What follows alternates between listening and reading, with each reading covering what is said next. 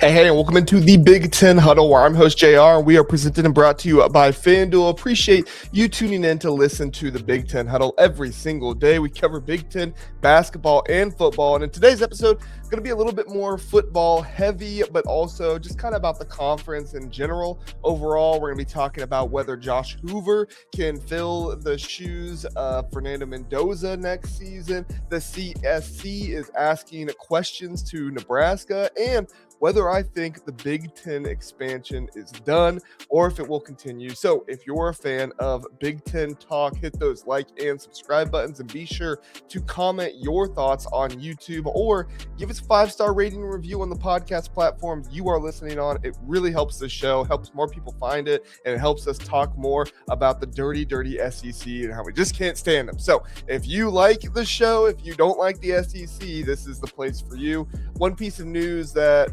we did get today that I'm not going to get into talking about today yesterday, but I'm not going to talk about today, is the new defensive coordinator hire for Illinois. Turns out Brett Bielema fooled us all, pulled a fast one on us. It is not Chris Partridge. He hired Bobby Huck, the former head coach of Montana football. We're going to talk about that in the next episode with Zach. When he comes back, he'll be back next, and I want to get his thoughts on all of that and everything going on, see what he thinks about it all. But I just want to make sure Illinois fans know we aren't dodging the DC talk. I know you tune in here for that kind of stuff, so we're not dodging it, just going to address it with Zach and see what he thinks in the future. All right, let's go ahead and get to it. Without further ado, let's get into the episode. Fernando Mendoza was the key piece that Curt Cignetti needed to transform Indiana football even more than people thought was possible. From Cal transfer to Heisman Trophy winner, Indiana's undefeated national championship run in 2025 wouldn't have happened without Fernando Mendoza. And that's not taking anything away from the team or Coach Curt Cignetti or anything like that. That is meant only to give credit to Mendoza and how good he was this last season on the field as a leader everywhere. Everything that he did was all for this team and how much he wanted them to succeed. But now it's Josh Hoover's turn. The 2.5-year starter at TCU is coming into the transfer portal, and he has big shoes to fill on and off the field. But when you look closer, it's key to see why Coach Curt Cignetti might just see some of Fernando Mendoza and Josh Hoover, and maybe some areas where Fernando Mendoza wasn't the best, where Josh Hoover could excel even more. So both quarterbacks transferred into Indiana from Power 5 programs. Mendoza from Cal, Hoover from TCU, seeking Curt Cignetti's proven system that turned the Hoosiers into national contenders. Mendoza arrived as a 5'6", 225-pound prospect with long levers and room to grow, thriving in Bloomington after subpar protection and coaching over there at Cal. Hoover is only 6'2", 200 pounds, and he lacks the ideal NFL frame that Mendoza had, which could present some challenges in the Big Ten with their physicality, yet that compact build aids his quick release, and similar to how Mendoza used his size for balanced throws on the move, arm talent sets them apart in key ways. Mendoza zipped the ball to all levels of the field, pushing outside the numbers, being able to drive with accuracy, even off-platform throws at will. In fact, at Cal, he navigated their RPO-heavy scheme well, and he continued to do that at Indiana. He was throwing before receivers broke out of routes to maximize touch and full defenders too. Now, Hoover, meanwhile, he does a very good job of kind of layering the throws. If you know what I'm talking about, being able to throw the ball over the middle, think of how Curtis Rourke was able to do that a little bit. These vertical throws are precisely between coverage levels, dropping seams in posts over underneath defenders while keeping safeties at bay. I think this could mean that we might see more of kind of the throws that we saw over the middle, like we saw with Curtis Rourke and how he did it. But I don't think they're going to get away from the back shoulder fades, as Indiana has become known for that the past 2 years since Cignetti has been there. Hoover's velocity can fluctuate a little bit, though, so he has a tendency to kind of float an intermediate pass, where Mendoza did an excellent job of planting his feet and driving, getting good base and formation in there, especially at Indiana.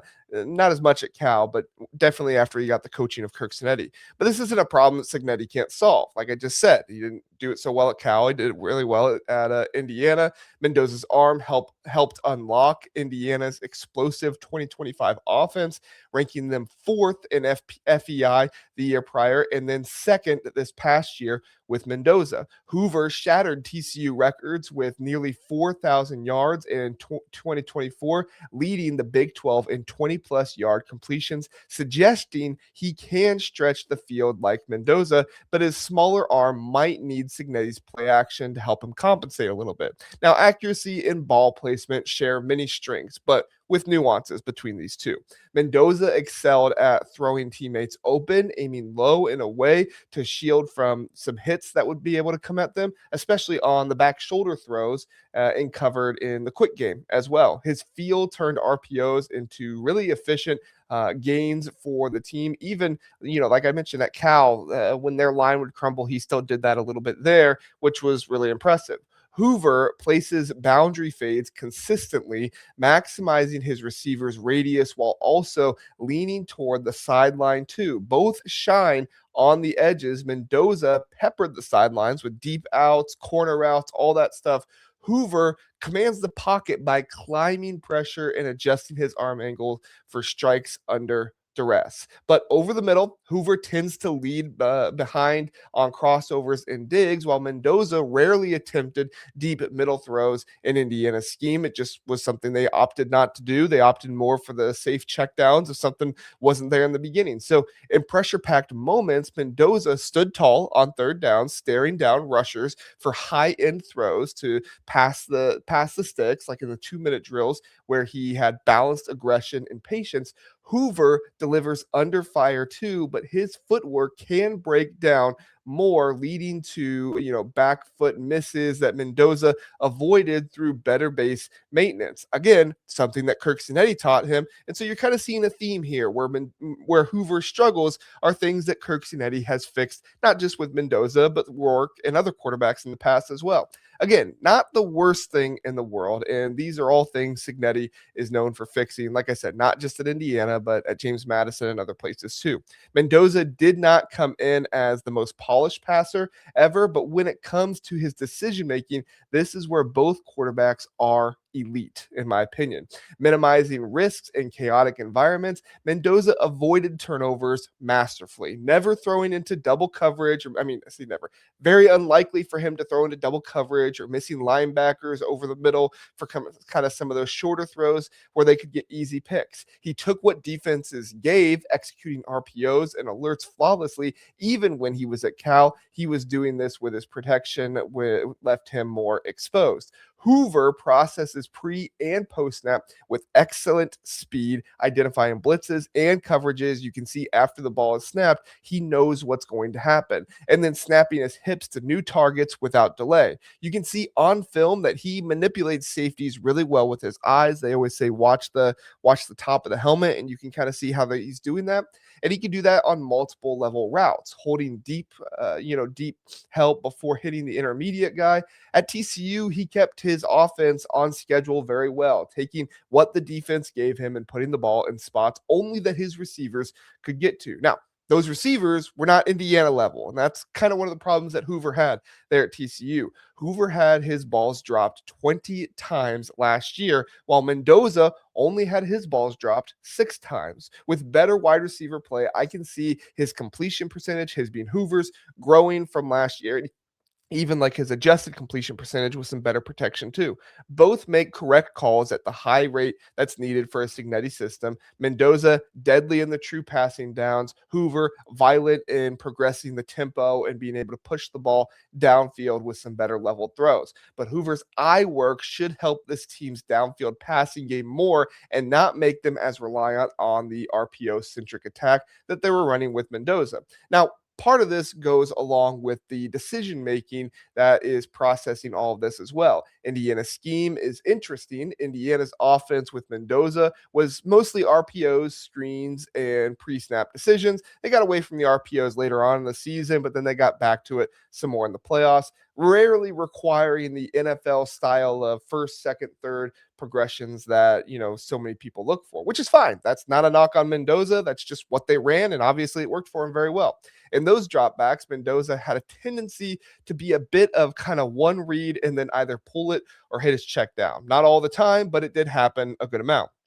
One of the reasons was that he projected his passes by kind of whipping his head to his first target without eye fakes, without manipulation of the defenders, which didn't work, didn't always work in quick game, heavy set situations, but it was effective. And like I said, he had really good receivers that made him, be able to make some of those throws. Hoover's brain almost seems to outpace his body sometimes. He sees coverages materialize early, but can hesitate because he either isn't quick enough or doesn't have the receivers to be able to make the throws. At TCU, this showed in time-based plays, but like Mendoza, he'll operate in a constrained system at Indiana, mostly quick game, play action type of stuff.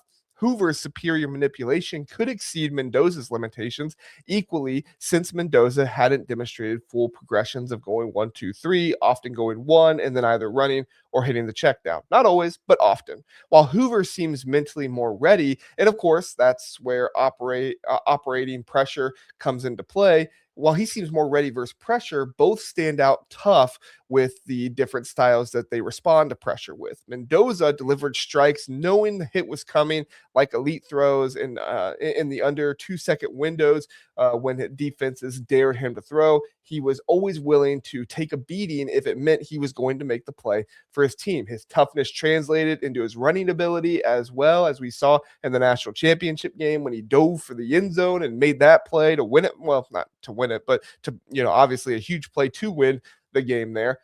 Hoover absorbs contact and kind of navigates pressure in the pocket with adjusted releases and different arm angles to make throws. He climbs the pocket very well against outside pressure, maintaining his downfield vision rather than just bailing out early. In Big 12 play, he executed under duress pretty well, but did at times float around and can make his footwork look a little sloppy. Mendoza's larger frame helped shrug off some of the hits and stuff that he took, and Hoover's lighter build might make him be able to wear down faster, but his pocket command could mitigate the hits that he takes because of how well he navigates in there. Then that brings them to their athleticism and their ability to run the ball, to rush it, which clearly separates the two. Mendoza, he's no overwhelming athlete. He's not going to be on the freaks list anytime soon, but he used his quick twitch for quick setups after fakes, adding 467 career rushing yards, 11 touchdowns, including 276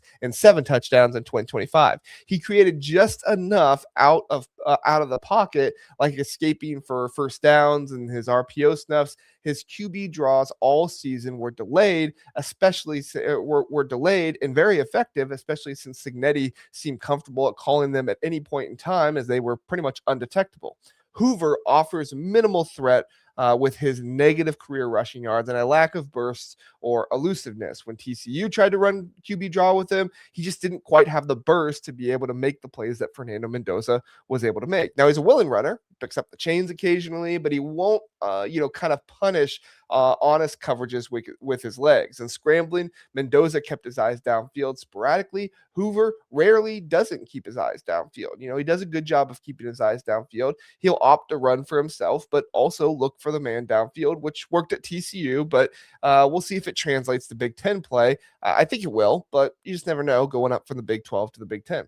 Hoover's improvisation lags a little bit, potentially capping upside on the broken plays, while Mendoza created some of the biggest moments of his career with his legs. Thankfully for Hoover, he inherits weapons like Charlie Becker, who had 679 yards, Nick Marsh, who's transferring in with over 600 yards as well, and Shaz Patterson, who had over 700 yards last season, plus staff continuity that adapted to guys like Curtis Rourke and Fernando Mendoza. So although Mendoza did certain things that worked, Rourke also did certain things that worked too. This is why I'm so high on Indiana next season. Throughout Cignetti's tenure, he has done a great job of avoiding the kind of cookie cutter QB where it's like you're going to have to be this QB for me. Instead, he adapts the offense to his QB strengths.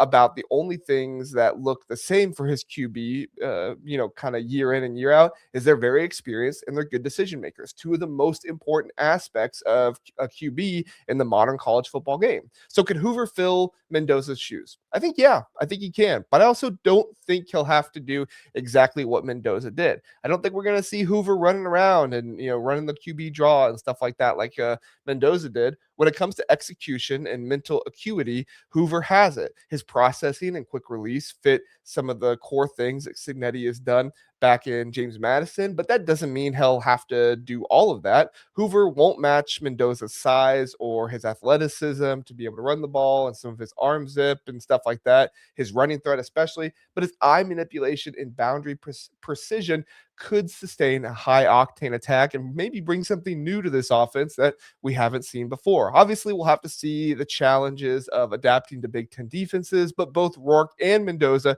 were able to adapt to it. So why can't Hoover? Cignetti's adaptive framework has been proven through different transfer after transfer, positioning Hoover for success. He's not a replica, but he's a strong fit to keep Indiana contending. He's going to be a spark. He's going to spark some Heisman buzz. He's already third in FanDuel's Heisman odds right now at plus 1,000 odds. He's ahead of guys like Dante Moore and Jeremiah Smith. He's ahead of him too. So he'll get a ton of talk, especially if Indiana wins 11 or more games again. But in 2026, Hoover's resume suggests he can engineer the offense, blending production with intangibles to chase another incredible season for the Indiana Hoosiers. Let me know. What are your thoughts on Josh Hoover? Can he be the next Fernando Mendoza? Do you trust Cignetti with his transfer quarterbacks? Let me know in the comments down below. Would love to hear your thoughts or 5-star rating and review on podcast as well. All right, let's take a quick break. We'll be right back and we'll talk about the CSC in Nebraska and kind of everything that's going on in that situation. Stay with us. We'll be right back.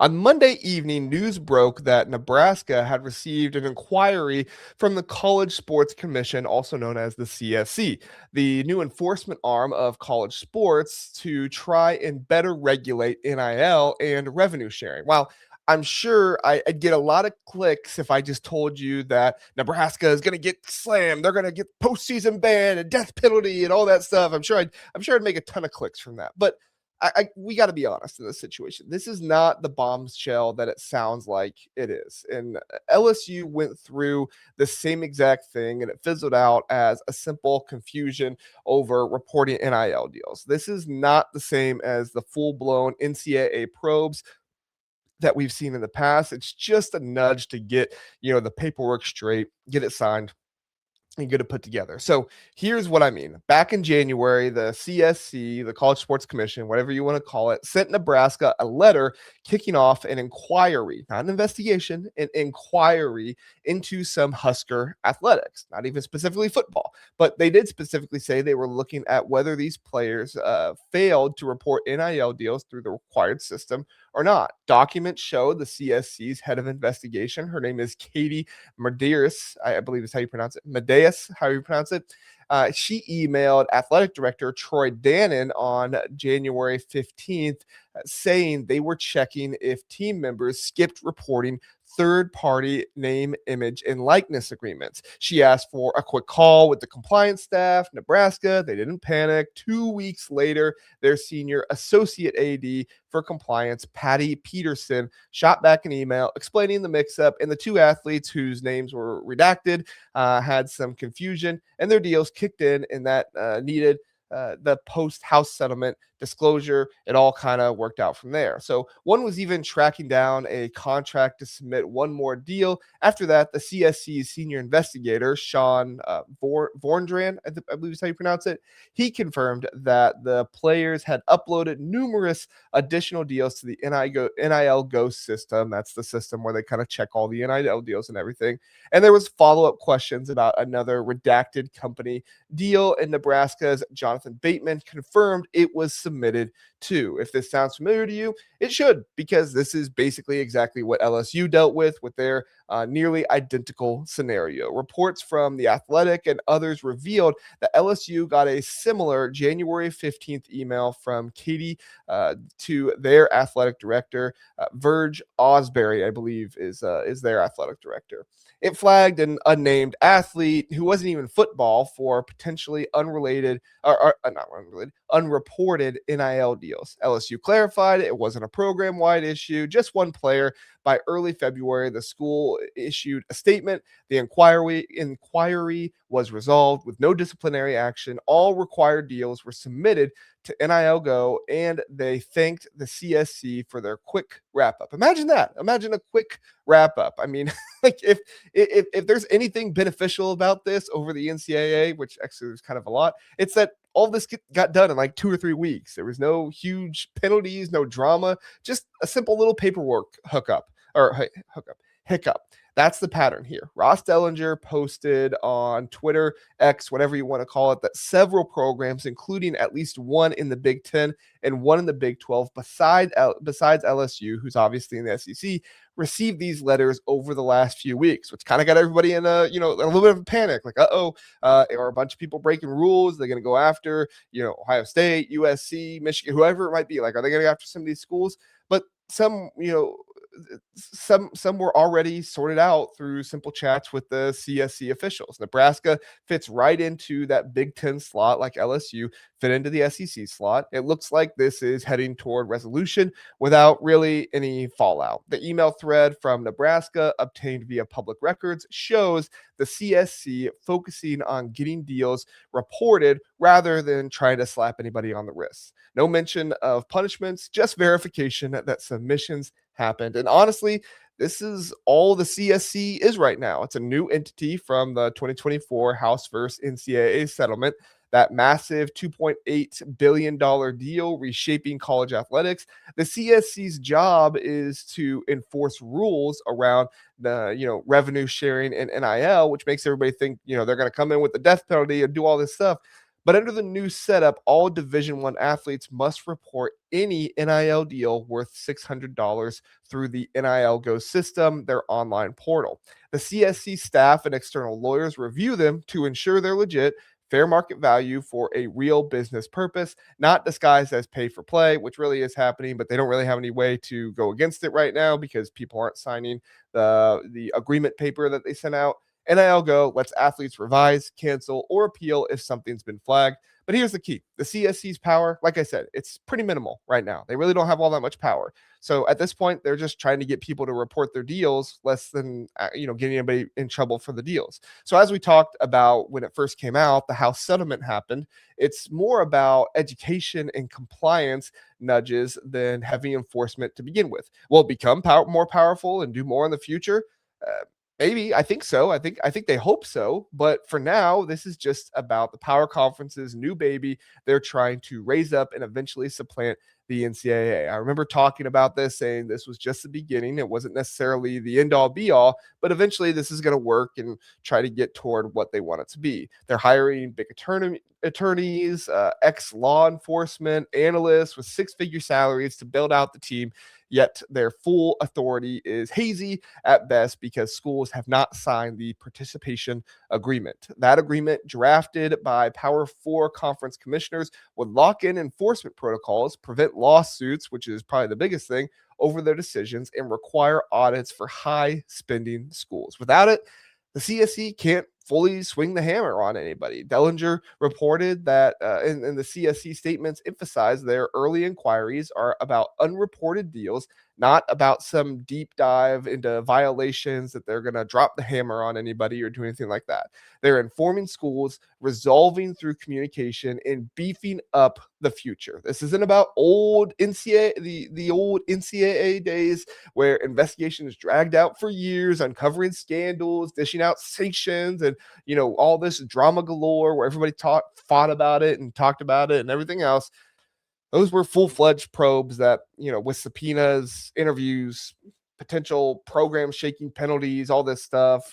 Here's the letters and phone, right? Here, it's just letters and phone calls. For Nebraska, it boiled down to athletes sorting through the timing and confusion of trying to upload contracts. LSU's case closed within, weeks with a clean slate. The CSC even told Front Office Sports they won't comment further on ongoing ones, but the tone is more cooperative rather than confrontational. So why does this matter? Fans and media might kind of hype this up as investigation drama, or they're going to get you in trouble or do all this stuff. But the context shows that for now, it's procedural, not a whole lot going on. College sports are in a transition right now post the House settlement. NIL reporting is new. Glitches happen, and Nebraska's athletes submitted the deals. It just appeared they needed to resolve it or close it all together. No word on lingering issues, and the university didn't comment immediately, but the pattern suggests it is really, honestly, no big deal. So Nebraska fans, you can breathe easy. This isn't a sign of a rule-breaking culture under Matt Rule or anything like that. It's honestly at this point just kind of annoying growing pains and a new system. LSU kind of shrugged it off, and so will the Huskers, in my opinion, as more schools get their letters. The Big Ten, the Big 12, if that's still out there, expect some quick resolutions. And for now, this is just an inquiry, just a blip, nothing to worry about.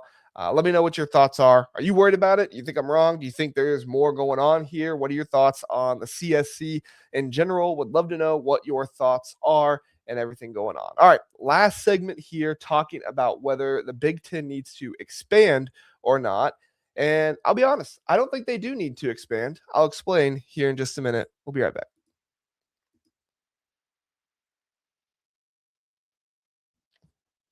The Big Ten is poised for more expansion. But how? Nationwide into big markets or chasing the elite brands of college football? That's the $1 million question in college football's power grab at the moment. Look, the Big Ten doesn't need to expand right now. I said that before we got started here. They don't need to expand. With 18 teams, they stretch coast to coast. They got USC, UCLA, Oregon, Washington. They're already a massive revenue juggernaut at this point. They got revenue pouring in from massive media deals. They've got blue bloods like Ohio State, Michigan, USC, and Nebraska, if you still count them as a blue blood. I do. I don't think anybody loses blue blood status, but that's for a different video. But when is enough? When will they elect to stay put and not do anything else? Well, unfortunately for college football fans who hate conference expansion, that's not how you build an empire. The Big Ten is trying to build an empire right now. If the Big Ten wants to cement their spot as the best conference, the super conference, the conference of college athletics, of college football, and try to do something alongside the SEC and maybe even break away and form their own super league or anything else, they've got to keep growing. And expansion isn't about survival for the Big Ten like it is for the ACC and Big 12. It's about domination. It's about dominating the sport, dominating college athletics, and making sure people know you cannot survive without the Big Ten, which leaves us not with the question of whether or not the Big Ten will expand, as I think that's an outdated question, but how will they expand? To me, I see two different paths for this. The first path is to keep going nationwide, scooping up schools and untapped media markets, going to places like Florida with Miami, or Georgia, with Georgia Tech, or North Carolina, where that state is growing and popping up and, getting a whole lot more people, maybe going and getting a Texas school or two. That's what they did with the West Coast editions, essentially killing the Pac-12 in the process. Not that they meant to do that. It just kind of happened. I mean, they're back now. They got Boise and Fresno State. They'll be fine. But now eyes are on the ACC, where the grant of rights locks teams in until the 36, but cracks are showing when Florida State and Clemson obviously want to get out, with them hungry for bigger paydays. If the Big Ten swoops in, they could grab Miami for their, juicy South Florida TV audience, or they could go to Virginia as another school that they could dip into for that DC market if they want to keep being into that. It's all about eyeballs. More viewers means fatter checks for networks like Fox and CBS, NBC, all those things. In fact, not too long ago, Purdue's athletic director, Mike Babinski, I apologize. He did an interview and he nailed it when he said new members have to, quote, pay for themselves plus keep everybody else whole, end quote. That means adding schools that boost the pot and not dilute it. A nationwide push keeps the Big Ten as America's conference from LA to Miami, DC, whatever you want to call it, raking in billions of dollars. Then there's path number 2. And this is one that we haven't seen the Big Ten go to in a while, but they have before. They could focus on big brands who have powerhouse programs with national appeal and academic prestige. The Big Ten obviously loves their academics. They love their academic image, AAU membership, research dollars, all that good stuff. Teams at the top of this list would be like, obviously, Notre Dame, with their, kind of eternal tease that they got going on with the Big Ten right now. They've danced with independence forever, but with NIL exploding and, scheduling getting tougher and the playoffs evolving, the Irish might have no choice at some point, since they can't do, as I reported here, they can't do a, kind of pseudo TV deal with the Big Ten. Babinski hinted at it all. He said, we all know who the one is. Beyond the Notre Dame situation could be North Carolina, who screams like a fit with their elite hoops, a lot of investment in football, and everything else they got going on there. Clemson may have been the option back in the day when Dabo Swinney had them as a championship machine, and Florida State might just need to get rid of Mike Norvell, and maybe they're an attractive option after that. But these would be brands more than teams. The Big Ten has spiked ratings with their geography and being in large media markets. So is it time to start spiking ratings with, better brands and better prestige than, some other possible ones they could go to? Not that they have better brand, not that they would get better brands than they have now, but just better brands to help support them. The Big Ten began expansion in 1990 with a big brand in Penn State, and then hit another big brand in Nebraska in 2011. And then they started going after the media markets with Maryland and Rutgers in 2014. History says they will prioritize icons that elevate the whole league. Although geography has been its recent focus, it's not always guaranteed that it will be the only focus. But here's the twist. Does the Big Ten even want to expand? Right? Do they even want to expand alone? The real drama is with the SEC. These two are the power two pulling away financially from everybody else in college football right now. They're deadlocked on the college football playoff format, the Big Ten pushing for their 24 teams, while the SEC is clinging to 16 teams.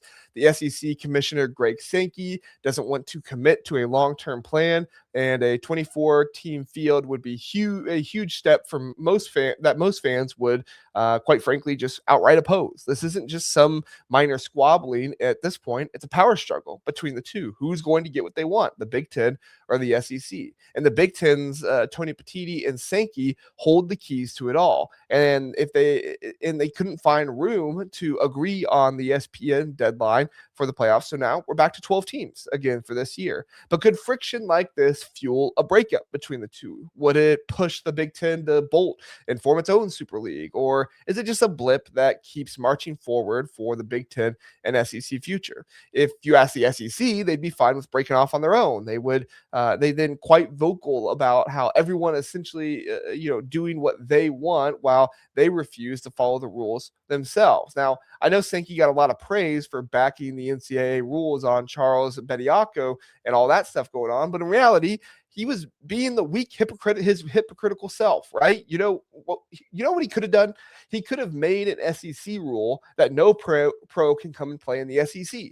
He has that power. He could have done that. Instead, he backed the NCAA. They would have had to follow it, because the whole reason Bediako almost won versus the NCAA, he didn't, by the way, if you didn't hear, versus the NCAA, was because they had been kind of lenient with their eligibility rules. And they weren't being consistent. They were being inconsistent, and it was almost how Bediako was able to play. So spare me with the Sankey was doing the right thing kind of talk and stuff like that. He was being hypocritical again, just as he and the SEC has been for a long time. And it showed with the whole idea of the SEC breaking off with their own and leaving. It's just an empty threat that they'll never actually do. They actually never really could do unless they go out and get a whole bunch of expansion. But in order to do that, I think they'd have to lure teams away from the Big Ten. And with the TV situation, the revenue situation, I just don't see that happening. But could the Big Ten but the Big Ten could, if they add the right teams, break off on their own. If they become truly nationwide, not only east to west, but also north to south, it could be the Big Ten with a future that is away from the NCAA. Do they want to do that? I wouldn't think so, but we don't know. The Big Ten doesn't talk to the media. If the ACC implodes and say, the 6 teams that the Big Ten once escapes and goes to the Big Ten, they can kind of cherry pick some of them, get North Carolina, Miami, whatever teams they want, and they can keep going for, their own thing or go after an alliance model where the Big Ten and the SEC merge forces together, breaking from the NCAA to their own rules, their own playoffs, their own everything. And at the end of the day, the Big Ten expansion is strategic. It's not desperate. It's not what they have to do. It's what they want to do to try and dominate more. Nationwide for markets, brands, and prestige, or both. Playoff fights might accelerate a split, creating a Big Ten-led Super League, or they could reconcile, right? Dominating each other. Either way, the Big Ten's calling the shots. I don't think they stay where they are. I think that they're going to get started here soon.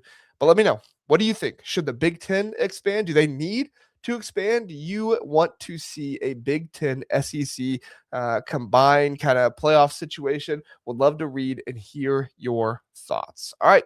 That's going to do it here for us on the Big Ten Huddle. Thanks for listening. Thanks for sticking with us. Zach will be back tomorrow night. Tonight, if you're listening to us on podcast, which you are, because I'm not releasing this on Monday. I'm recording it on Monday. But Zach will be back on Tuesday night live at 9 p.m. with us here on the Big Ten Huddle. If you can't join us live, no worries. You can watch it after the fact, or you can listen the next day on podcast Wednesday morning, posted at 5 a.m. Eastern time. All right. We appreciate you being here. Thank you so much for listening and watching the Big Ten Huddle. We'll see you later. Have a good one.